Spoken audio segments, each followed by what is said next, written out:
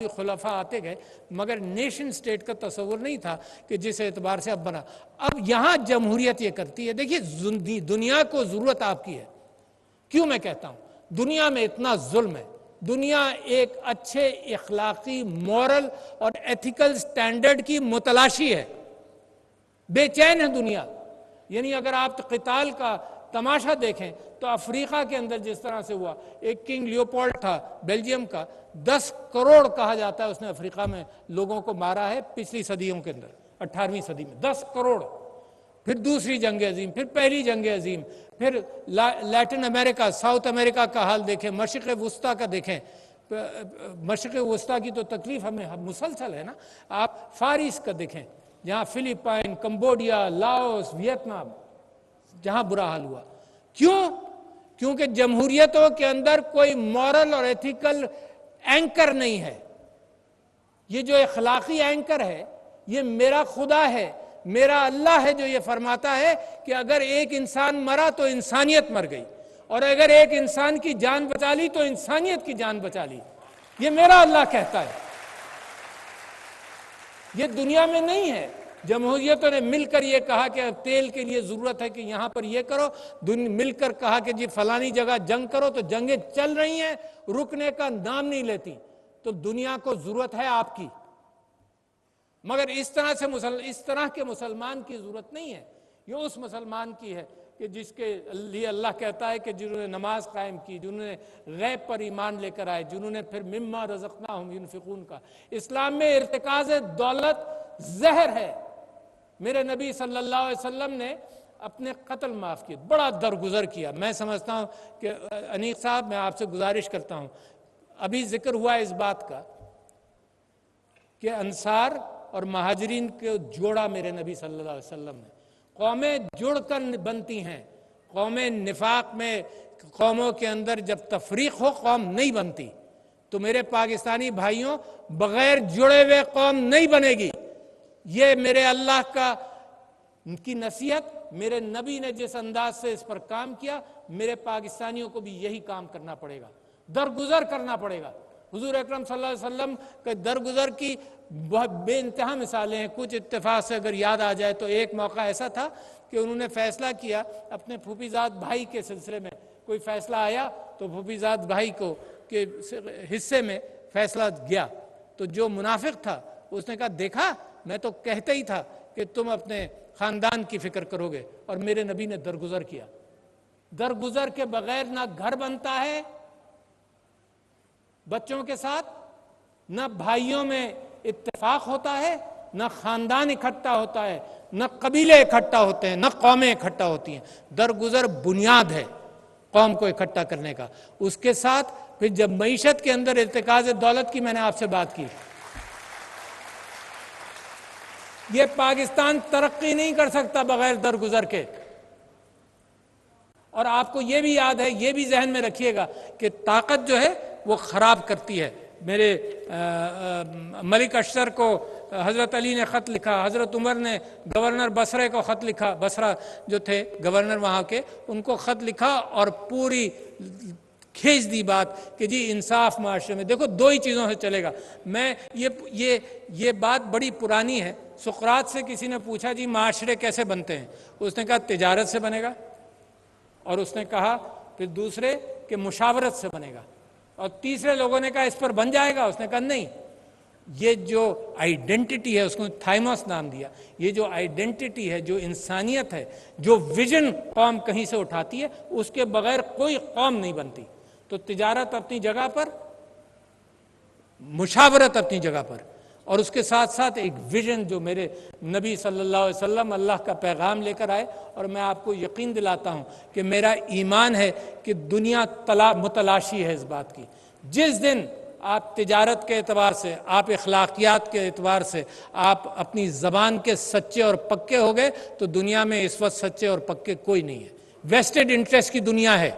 اس vested interest کی دنیا کے اندر آپ کے پاس ہیرا ہے، آپ کا علم اور آپ کی وراثت، اور یہ ہیرا ہم نے بند کر کے رکھا ہوا ہے۔ کوئی ریاست مسلمانوں کی ایسے نہیں ہے جو ایک ایگزمپلری اسٹیٹ بن کر یہ دکھا سکے کہ دیکھو یہ لوگ ہیں۔ اور اس اس پاکستان کی ترقی کے اندر بے انتہا ضروری ہے کہ انصاف کا وہ نظام ہو. تو میں آپ سے کہہ رہا تھا کہ حضرت عمر نے گورنر بصرہ کو خط لکھا اور اس میں کہا کہ دیکھو انصاف کرو، سب کو برابر کرنا. ایک دوسرے یہ کہ مسافر اگر آئے تو اس کا فیصلہ جلدی کرنا. تیسرے یہ کہ غریب آدمی آئے تو اس کو انکریج کرو کہ بات تو کر سکے وہ. تو جتنے فیصلہ کرنے والے اور ایگزیکٹو تھے ان کے اوپر پابندی تھی کہ غریب آدمی کی فکر کرو، غریب آدمی کی بات سنو، غریب آدمی کی بات سمجھو، کیونکہ وہ ڈپرائیوڈ ہے. عورت کے حوالے سے معاشرے کے اندر کتنی بڑی تبدیلی لے کر آئے. اللہ سبحانہ و تعالیٰ نے وراثت دی، اور آپ کو تعجب ہوگا کہ پاکستان کے میں ابھی بھی عورت کو وراثت دینے میں بخیل ہیں لوگ. جو اتنا بڑا انصاف میرے نبی صلی اللہ علیہ وسلم نے اور اللہ سبحانہ و تعالیٰ نے کہا. پھر جو ڈسیبلڈ لوگ ہیں، قرآن کے اندر ہدایت آ گئی ان کے لیے، یتیموں کے لیے آ گئی. پھر وہ الحکم تھا، الحکم ثانی قرطبہ کے اندر ہے جی، تو اس کا محل بڑھنا تھا. تو ایک بڑھیا تھی، اس نے اپنی جگہ اس کو بیچنے سے انکار کر دیا. وہ باہر صورت قاضی صاحب نے بھی کہا کہ نہیں ہو سکتا، مگر ایگزیکٹو نے اس کو توڑ تاڑ کر وہاں پر برابر کر دیا. پھر جب الحکم دیکھنے گیا اس جگہ کو تو قاضی صاحب ساتھ گئے. قاضی صاحب کو سخت تکلیف تھی اس بات کی کہ اس بڑھیا کی جگہ زمین گرا دی. تو وہاں پر وہ بوری لے کر گئے اور اس نے بوری میں کہا اپنے سلطان سے کہ میں یہاں کی مٹی کچھ بھر لوں اس کے اندر، کیونکہ بڑی نیک جگہ ہے. جب مٹی بھر لی پوری بوری کے اندر تو سلطان سے کہا آپ اٹھائیں، ذرا سی مدد کیجئے. وہ بوری اٹھی نہیں. تو انہوں نے کہا میرے نبی صلی اللہ علیہ وسلم کی حدیث ہے کہ اگر تم نے ناحق کسی کی زمین پر قبضہ کیا تو وہ قیامت کے دن توق کی طرح تمہارے گردن میں لٹکا دی جائے گی. یہ ہے انصاف. اور پاکستان کے اندر تو چلتا یہی ہے کہ قبضہ سچا اور دعویٰ جھوٹا. تو دیکھیں میں آپ سے یہ گزارش کرنا چاہتا ہوں، میری بہنیں یہاں پہ موجود ہیں، یہ پاکستان بن نہیں سکتا جب تک ہم غریب غربا کو ساتھ لے کر نہیں چلیں گے. یہ پاکستان بن نہیں سکتا جب تک ہماری بہنیں معیشت کے اندر کام نہیں کریں گی. اب تو زمانہ بدل گیا، اب تو امیزون کے اعتبار سے گھر بیٹھ کر یو کین کنٹریبیوٹ. معاشرے کے اندر حضرت عمر کا قول تھا، کسی نے پوچھا کہ جی اسلامی ریاست کیسے ہوگی، تو انہوں نے کہا کہ اسلامی ریاست یمن سے عدن تک ایک عورت زیور میں لیس جائے اور اس کو یہ خطرہ نہ ہو کہ کوئی اس کو راستے میں کوئی پوچھے گا یا کچھ لے لے گا. تو میں بہنوں سے کہتا ہوں یہ تو مردوں کی ذمہ داری ہے کہ معاشرہ وداؤٹ ہراسمنٹ بنائے. مگر میں آپ سے یہ بھی کہتا ہوں یہ ہو نہیں سکتا. قائد اعظم محمد علی جناح کہتے رہے، میرے نبی صلی اللہ علیہ وسلم Bibi Khadija was a business woman. اس سے بڑی مثال کہاں سے ملے گی؟ میں جتنے چیمبرز آتے ہیں، سب لوگ آتے ہیں میرے ساتھ میٹنگ کرتے ہیں، میں پوچھتا ہوں کہ تم لاتے ہو یہ کہ جی یہ میرا بیٹا ہے، اب میں اس کو کاروبار میں شامل کر رہا ہوں، سب مرد ہی مرد نظر آتے ہیں. کبھی یہ بھی مجھے آ کر کہو کہ یہ میری بیٹی ہے، میں اس کو یہ میری بہو ہے، اس کو میں نے کاروبار میں شامل کیا. تو یہ اندر سے معاشرہ بدلے گا نا، یہ صرف نصیحتوں سے نہیں بدلے گا. یہ جینوئن باتیں ہیں، اس کے اندر خوبصورتی ہے، اس کے اندر یہ کیفیت ہے کہ سب سے زیادہ ہراسمنٹ فری جگہ کون سی ہوگی سوائے میری بیٹی کے لیے میرا دفتر سب سے زیادہ ہراسمنٹ فری ہے، سب سے زیادہ سیف ہے. تو لہٰذا پاکستان کے اندر یہ چیزیں جو اسلامی تمدن اور اسلامی معاشرے کے لیے ضروری ہیں ان کو لایا جائے. پھر انصاف کے بغیر نہیں ہوگا. پھر یہ تورات کے اندر سے یہ اسلامی قانون چل رہا ہے an eye for an eye, a tooth for a tooth مثال کے طور پر. مگر میرے نبی صلی اللہ علیہ وسلم نے، حضرت عیسیٰ نے دوسرا ایک رحم دلی کا جذبہ دیا. انہوں نے کہا جی کوئی ایک تھپڑ مارے تو دوسرا گال حاضر کر دو تاکہ معاشرے کے اندر تناؤ ختم ہو. میرے نبی صلی اللہ علیہ وسلم نے اپنے قبیلے کے جتنے قتل ہوئے تھے وہ معاف کیے. یہ معاف کرنے والی چیزیں ہیں. مگر قرضہ معاف نہیں کیا. انہوں نے نماز جنازہ نہیں پڑھی کسی کی جب تک قرضہ اس کا اتارا نہ گیا. اور یہ ایک پرنسپل لے ڈاؤن کیا کہ معیشت کے اندر ارتکاز دولت نہیں ہوگا. معیشت کے اندر اگر قرضہ لیا جائے گا تو واپس کیا جائے گا. معیشت کے اندر جیسے ابھی ہمارے بزرگ نے یہ فرمایا کہ اسلام نے تو بنیاد بدل دی نا کہ یہ پراپرٹی میری نہیں ہے، یہ پراپرٹی اللہ کی امانت ہے میرے پاس.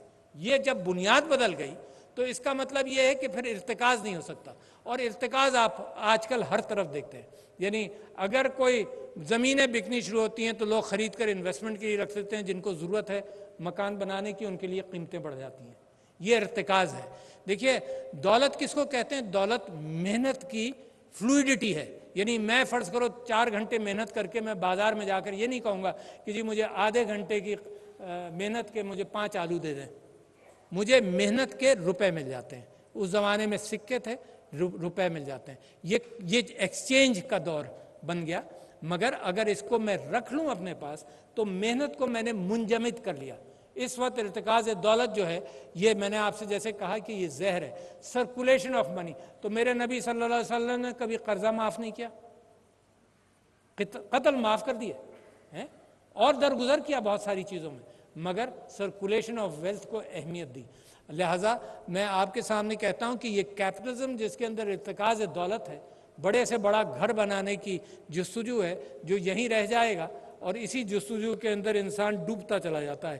اور دوسری بات جو میں نے آپ سے کہی کہ انصاف، اچھا انصاف کے اندر میں نے کہا eye for an eye, tooth for a tooth, حضرت موسیٰ کی اولڈ ٹیسٹمنٹ سے بھی، اور حقیقت یہی ہے کہ یہ آیا اور اسلام نے بھی اس کی اجازت دی، مگر درگزر کرنے کو اہمیت دی۔